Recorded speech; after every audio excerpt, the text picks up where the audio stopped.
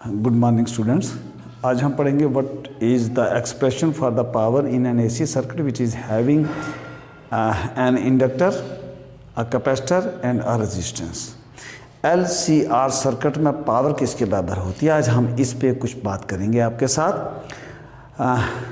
आपको हमने अलग अलग तीनों ये जो कंपोनेंट्स हैं इनमें आपको पावर कैलकुलेट करना हमने सिखाया। आपने देखा कि अगर एक रेजिस्टेंस होता है सिर्फ एक एसी सर्किट में, तो उसकी पावर EV इंटू IV होती है, where EV and IV are the virtual voltage and virtual current respectively. अगर इंडक्टर हो खाली तो पावर इज इक्वल टू 0, अगर एक कैपेसिटर हो then also power will be is equal to 0। अब अगर तीनों हैं जिसको आप सीरीज रेजोनेंस सर्किट कहते हैं, अगर वो है तो उसमें पावर किसके बराबर होगी, आज हम इसकी पे बात करेंगे।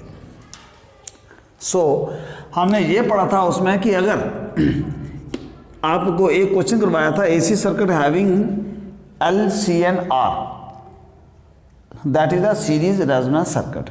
उसमें हमने ये देखा था कि अगर उसमें voltage E is equal to E0 sine omega t है, तो I जो होती है करंट वो होती है I0 sine omega t minus five.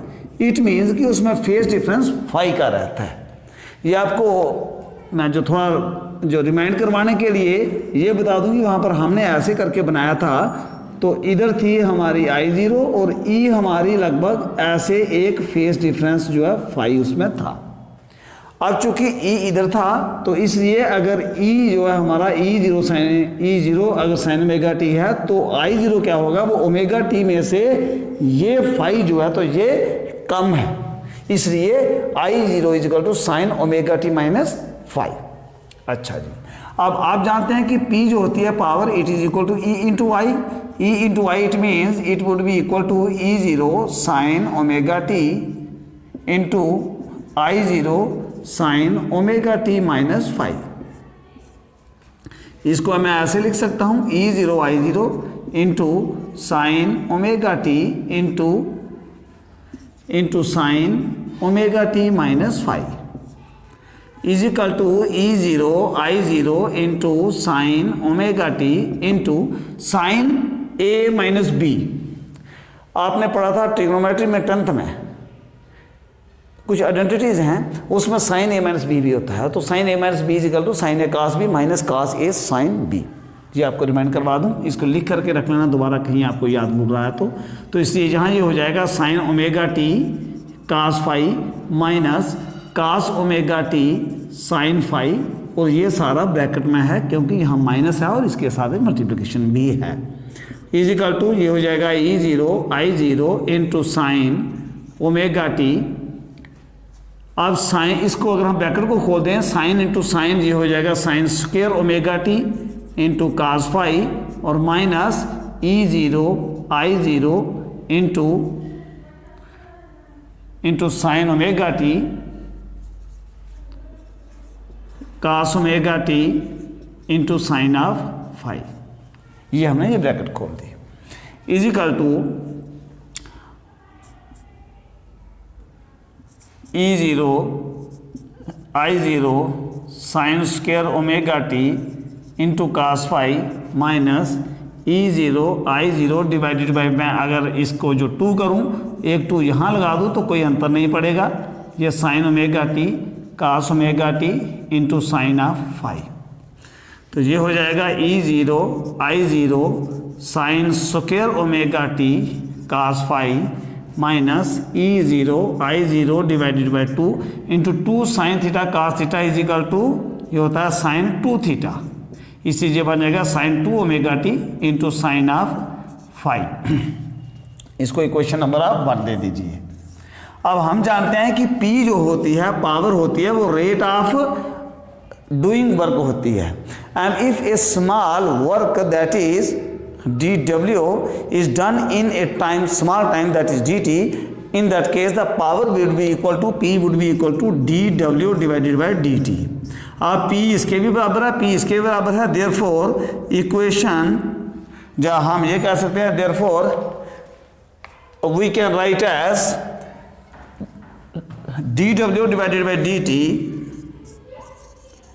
Is equal to ये वाली पूरी टर्म आ जाएगी E0 I0 sine square omega t cos phi minus E0 I0 divided by 2 sine 2 omega t and sine phi.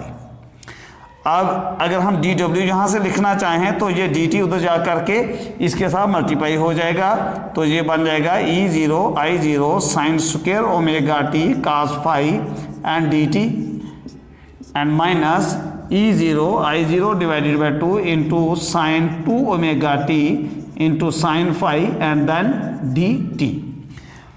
अब यहाँ से अगर हम देखें तो ये हमें ऐसे लगता है कि dw it is a small work done in time dt।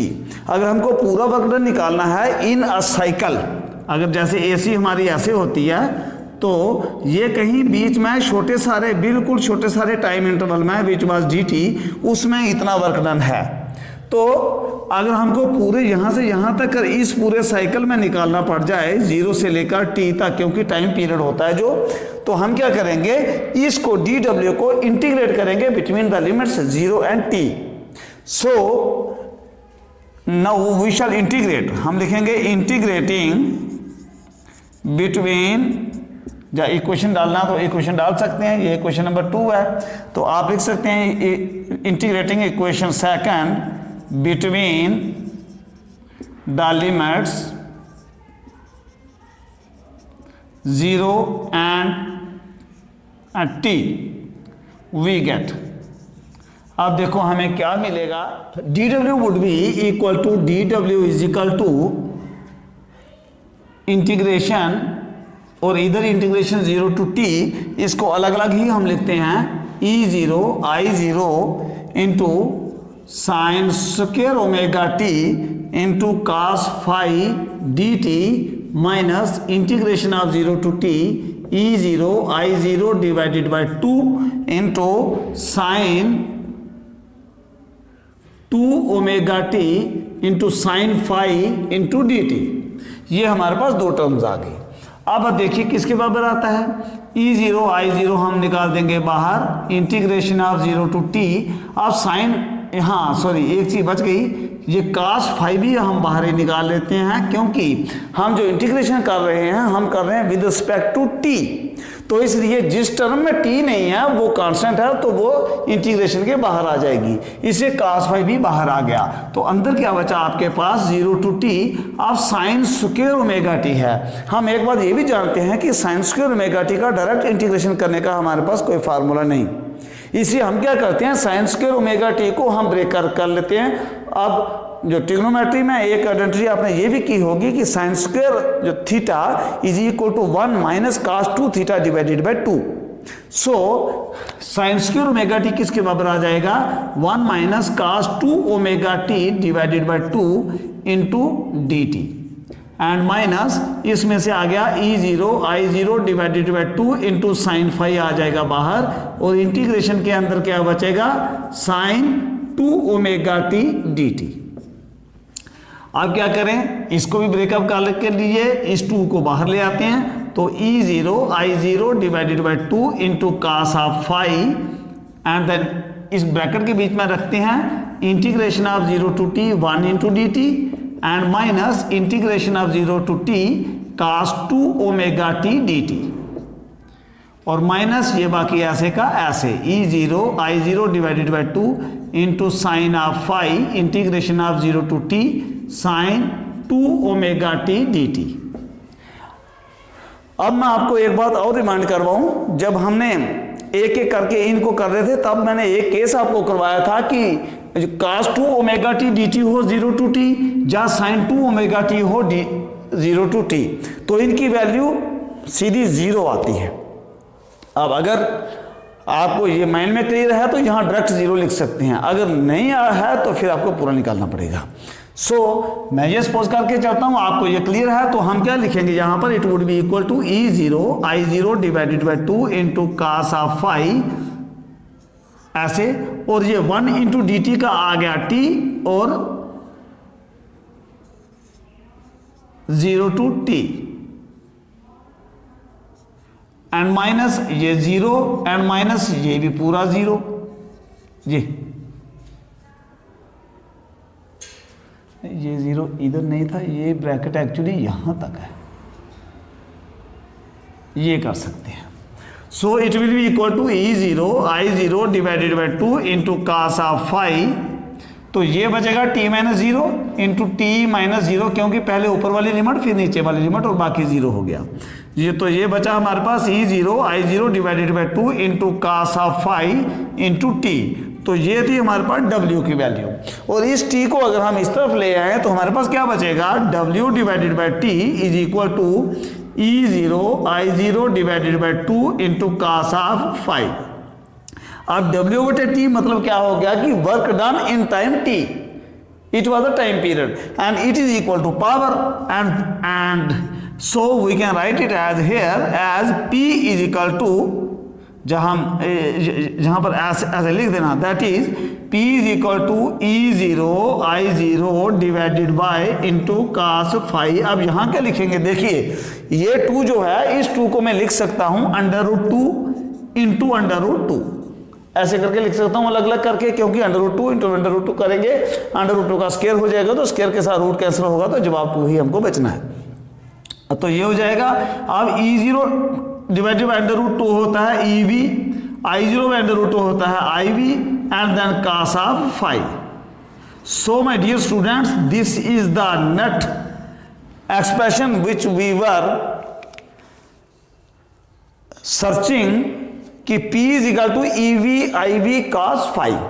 EV क्या है, ये वर्चुअल वोल्टेज है, IV ये जो वर्चुअल करंट है, और जो cos of the angle phi which is the phase angle between I and E in case of LCR.